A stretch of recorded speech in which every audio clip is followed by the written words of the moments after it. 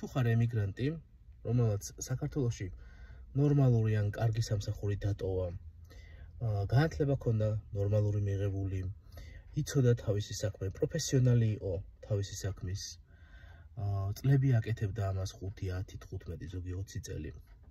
მაგრამ წახვედი და უცხო ქვეყანაში, შეიძლება ეს იყოს ამერიკა, შეიძლება ეს იყოს ევროპის რომელიმე ქვეყანა, გიწევს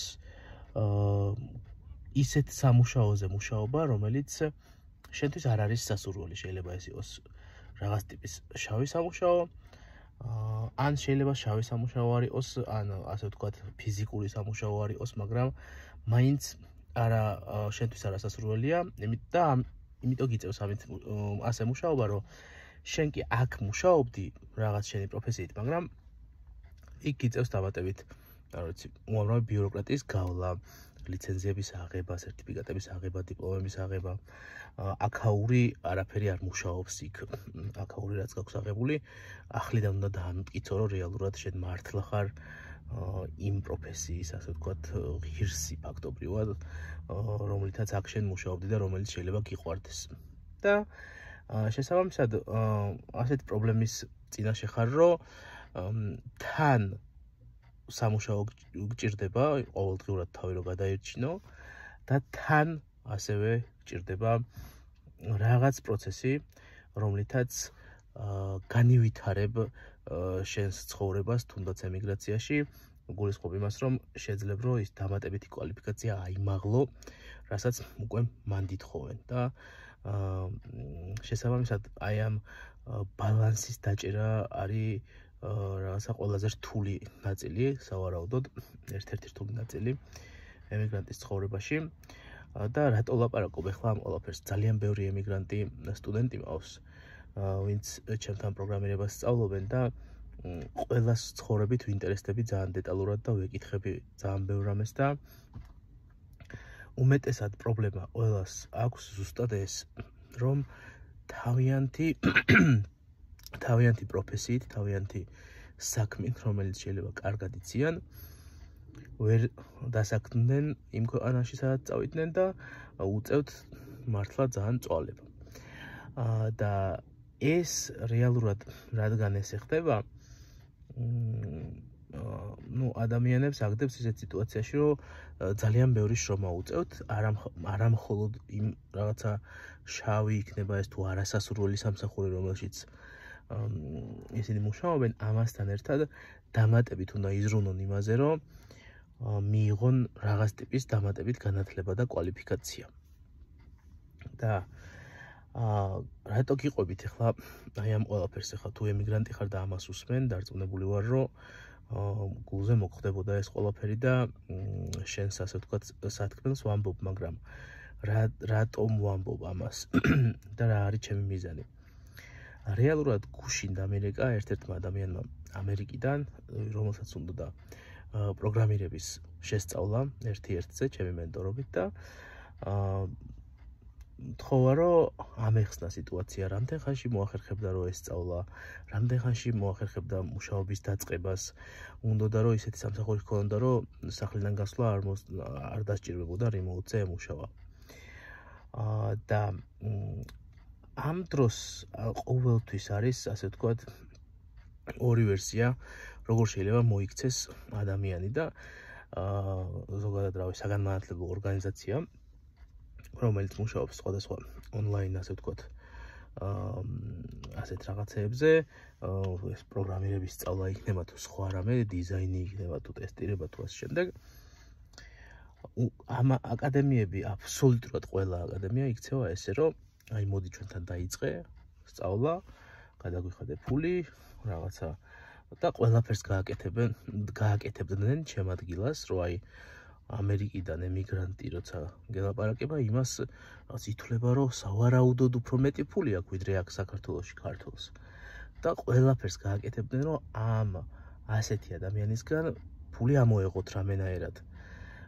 რაღაც გაყიდვების ხრიკებით დაპირდებოდნენ უამრავ რამეს, რაღაც დასაქმების გარანტიას, რაღაც სისულელებს დაპირდებოდნენ და სიმართლეს არ ეტყოდნენ, ანუ ყველაფერს შეუფუთავდნენ ისე, რომ ამ ადამიანს ეს მომსახურება ეყიდა.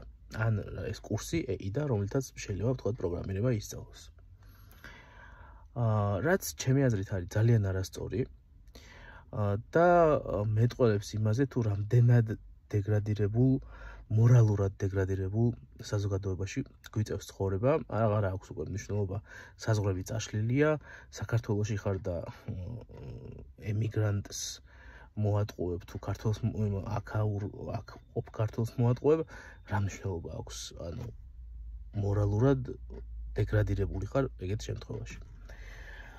და ეხლა რატო ვწერ ამ ვიდეოს, რომ მინდა რომ აი ამ ადამიანს როგორი კონსულტაციაც გაუწიე, იგივე გაგიწიოთ თქვენც, ვისაც შეიძლება რაღაცა არ გქონდათ დრო რომ ჩამერთოთ და დამელაპარაკოთ, ან მე არ მქონდა იმ დროს, როცა თქვენ გქონდათ დრო, ან პირველად ნახულობთ ეხლა ჩემ ვიდეოს და რეალურად გინდათ გაარკვიოთ, რისთვის უნდა იყოთ მზად, იმისთვის, რომ თუ გინდათ, რომ პროგრამირების სამყაროში და ტექნოლოგიების სამყაროში ფეხი შემოდგათ და ასევე ბოლომდე უყურეთ ვიდეოს, რადგან ბოლოში გეტყვით იმ პროფესიასაც, რომელიც შეგიძლიათ აითვისოთ გაცილებით მარტივად ვიდრე პროგრამირება, მაგრამ თან ტექნოლოგიების სფეროში მოახერხოთ ფეხის შემოდგმა. მაგრამ მოდით ახლა პროგრამირებაზე, ინჟინერიაზე და ზოგადად ხელოვნური ინტელექტის ინჟინერიაზე, AI ინჟინერიას რო ეძახიან, ამის ათვისებაზე ვისაუბროთ.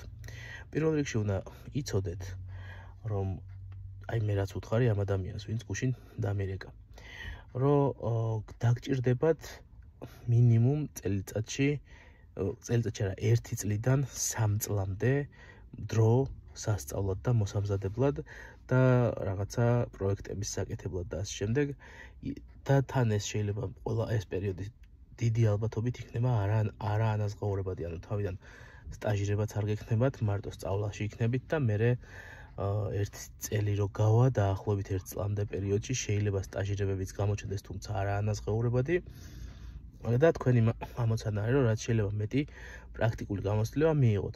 ეხლა ეს რას ნიშნავს?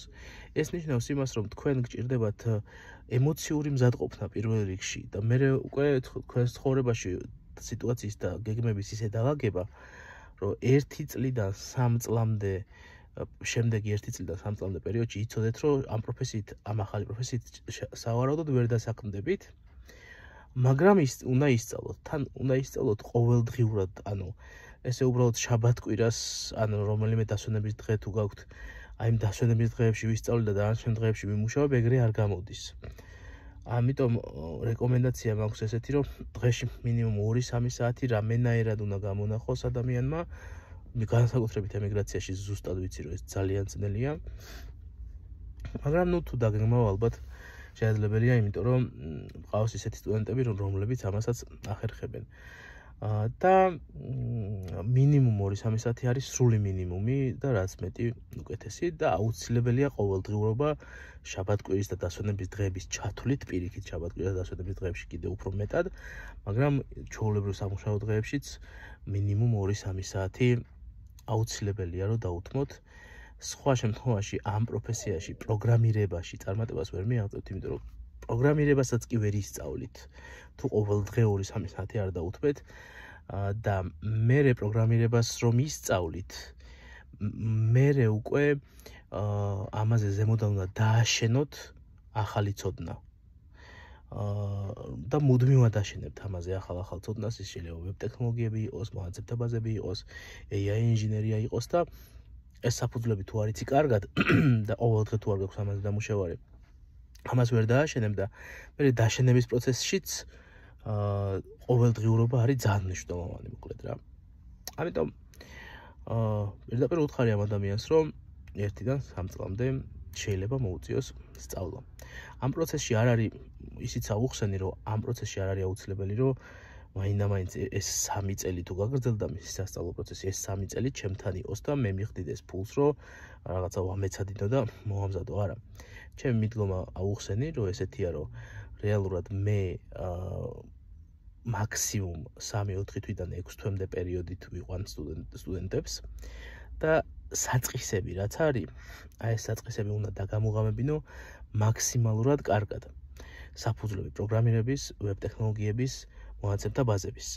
6 თვეში შესაძლებელია, დაახლოებით 6 თვეში შესაძლებელია, რომ 6 თვე არის სრული მაქსიმუმი ჩემი აზრით რა ამისთვის.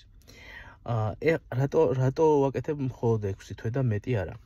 რეალურად მე თუ წარმატებული მასწავლებელი, წარმატებული მენტორი და წარმატებული ლექტორი მინდა ვიყო, მაშინ უნდა ვიზრუნო იმაზე, რომ ჩემი სტუდენტები მაქსიმუმ 6 თვეში ახერხებენ იმას, რომ დამოუკიდებლები ხდებიან სწავლასა და განვითარებაში. ანუ ისინი არ უნდა იყვნენ მუდმივად ჩემზე ჩამოკიდებულები. 6 თვეც პირობითია, ზოგისთვის შეიძლება 2-3 თვეში დადგეს ეს მომენტი, ზოგისთვის 4-5 თვეში, ზოგისთვის 6 თვეში, მაგრამ 6 თვე ჩემი აზრით არის სრული მაქსიმუმი, როცა შეიძლება პირადი მენტორი გყავდეს და პირად მენტორთან ერთად სწავლობდე რაღაცას და აუცილებელია, რომ ორიენტაცია გქონდეს აღებული იქითკენ, რომ არა ის, რომ რაღაცას რაღაც პროგრამა და რაღაც კურსი დავამთავროთ.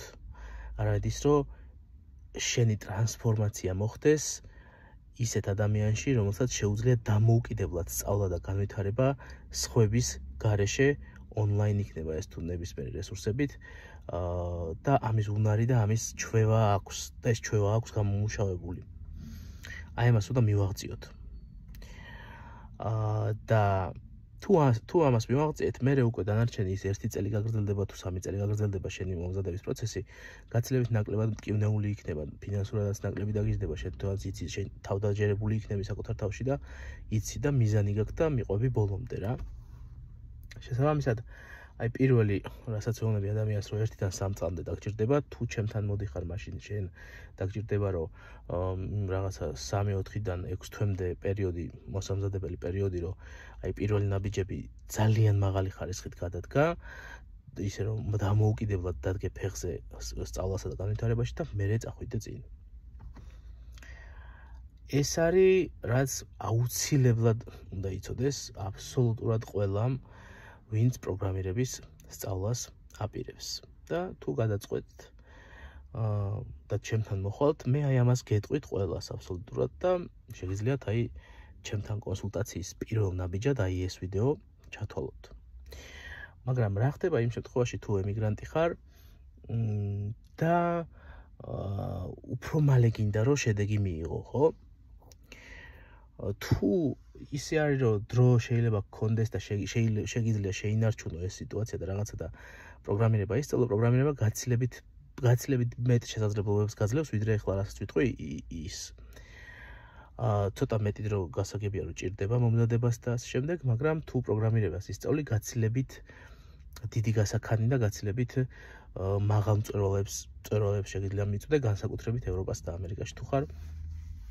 ძალიან ღირებული საქმე იქნება, შენს მომავალში ჩადებული ნამდვილი ინვესტიცია არის ეს, მაგრამ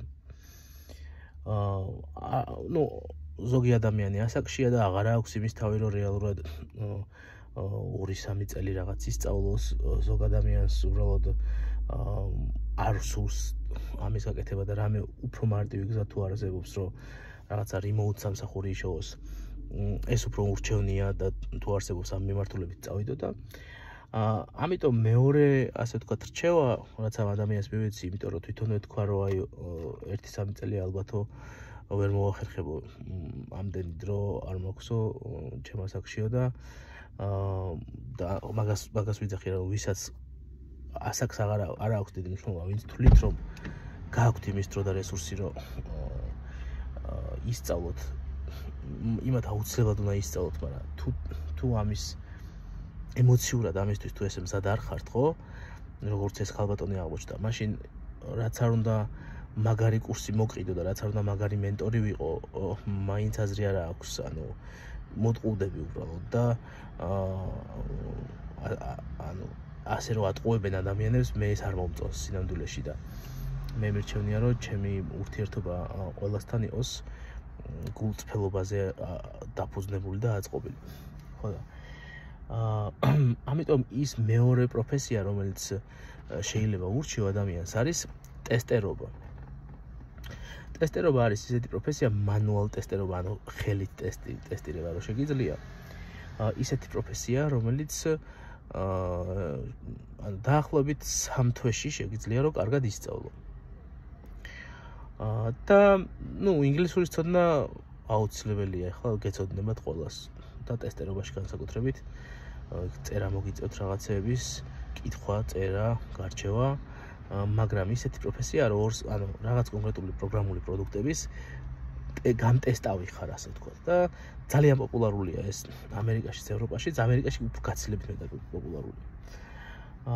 და თქვენ შეგიძლიათ რომ ტესტერები გახდეთ 2-3 თვის თავზე, ესე შეიძლება ძალიან სწრაფად 2-3 თვეშივე მუშაობა ვერ დაიწყოთ. მაგრამ ტესტერები გახდებით, მას ასე არსებობს ოფიციალური საერთაშორისო სასერტიფიკატო გამოცდები ტესტერებისთვის, რომელიც ასევე შეგიძლიათ ჩააბაროთ. და მაქაურ სიტუაციისთვის შესაბამისი კვალიფიკაციის დამადასტურებელი დოკუმენტები გექნებათ. და შესაბამისად მოახერხებთ, რომ გაცილებით მარტივად მოახერხებთ, განსაკუთრებით სამუშაო უფლება თუ გაქვთ, გაცილებით მარტივად მოახერხებთ, რომ მუშაობა დაიწყოთ. შესაბამისად, თუ ანუ ორი ვარიანტი გაქვს რა, თუ შენ მზად ხარ ემოციურად, რომ შემდეგი 1-3 წელი ტექნოლოგიების სფეროში მომზადებას დაუთმო და მაგრამ ძალიან მაგარი კარიერა გაიკეთო, მაშინ ოკეი, პროგრამირების სწავლა შენთვის არის. მაგრამ თუ შენ ამისთვის მზად არ ხარ და გირჩევნია რომ რაღაც გაცილებით სწრაფ შედეგზე გახვიდე, მაშინ ტესტერობა შეგვიძლია შედარებით დაბალი საფეხურია ტესტერობა, ნაკლებ კვალიფიკაციას მოითხოვს გაცილებით, 2-3 თვეში შეიძლება იმ კვალიფიკაციის მიღება, რაც ტესტერობას სჭირდება. და მაგრამ ასე ვთქვათ, ფიზიკური სამუშაო და ეს ვერ ვიტყვი რომ შავი სამუშაო არ არის, ესეც ერთგვარი შავი სამუშაოს ნაირსახეობა, მაგრამ ფიზიკურ სამუშაოს ჯობია, რა თქმა უნდა. და თუ ინგლისური ცოტა მაინც ნორმალურად იცი და მზად ხარ რომ 2-3 თვე მინიმუმ გადადო და მერე ცოტა ხანი კიდევ 1-2 თვე ალბათ მინიმუმ კიდე რომ ჯობები ეძებო ამ მიმართულებით, მაშინ მანუალ ტესტერობა არის ერთ-ერთი ყველაზე საინტერესო და პრაგმატული მიდგომა, რაც შეგიძლია რომ გააკეთო. შესაბამისად, ეხლა უკვე როცა იცი სიმართლე, რომ აი რა ჯობია, როგორ ჯობია, კიდევ ერთ ასე ვთქვათ დამატებით სარგებელს მიიღებ ეხლა ამ ვიდეოში.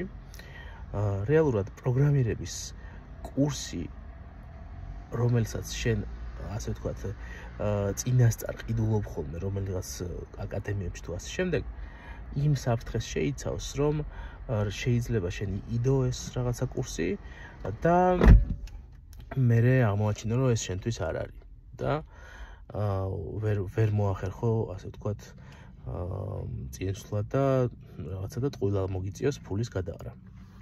თუ ამ ვიდეოს კომენტარებში დაპლიუსტები და ასევე თან ჯერ გადააზიარებ ამ ვიდეოს და მე დაპლიუსტები ამ ვიდეოს კომენტარებში, სრულად უფასოდ გაგიზიარებ ჩემს ვიდეო კურსს, მე თვითონ მოვამზადე 216 ვიდეო გაკვეთილია ქართულად, ჰარვარდის პროგრამით არის შედგენილი, ოფიციალურ ჰარვარდის უნივერსიტეტის ოფიციალურ სერტიფიკატს აგაღებინებ, თუ ამ 216 ვიდეოს გაყვები თავიდან ბოლომდე.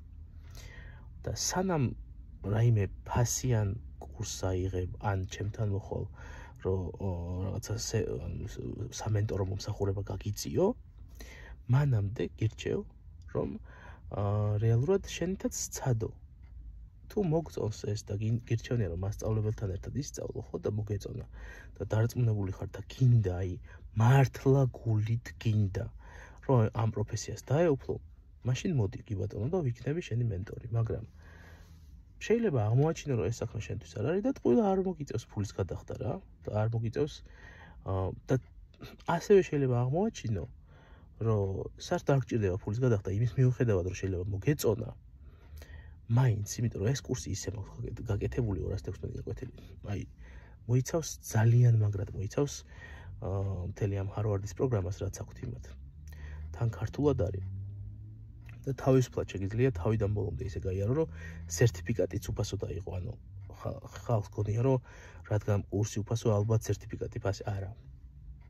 სერტიფიკატის უფასოა Harvard-ის სისტემაში აგზავნი ვიდეოებში.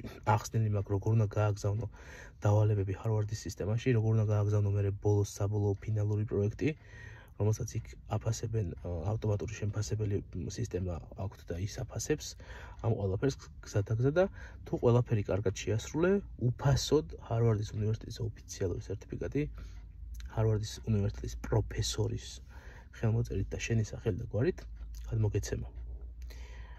ან როდესაც არსებობს ესეთი შესაძლებლობა, რომ ეს გააკეთო უფასოდ. უბრალოდ რომ ეს ვიდეო უნდა გააზიარო და დაპლიუსდე კომენტარებში. მაშინ არავითარ შემთხვევაში არ უნდა მოატყუებინოთ ამ აკადემიებს და ვიღაცებს თავი, რომ და გადაყაროთ ტყუილა ფული. თუ აღმოაჩენთ, რომ ეს პროფესია თქვენ მოგწონთ, მაგრამ გირჩევნიათ, რომ გაცილებით სწრაფად წახვიდეთ წინ და კვალიფიციური მენტორი გყავდეთ, რომელიც ამაში გეხმარებათ და მერე თან შესაბამის სასწავლო გუნდში ჩაგრთავთ და გუნდთან ერთად პროექტებს გაგაკეთებინებთ და რეალურ პროექტებთან მიახლოებულ ან შეიძლება რეალურ პროექტებშიც ჩაგრთოთ და ძალიან მაგარი გამოცდილება მიგაღებინოთ, ოკეი, მაგ შემთხვევაში შეგიძლიათ მოხვიდეთ და შევთანხმდებით რაღაცა პირობებზე და იმ პირობებით ვისწავლით და დავიწყებთ განვითარებას.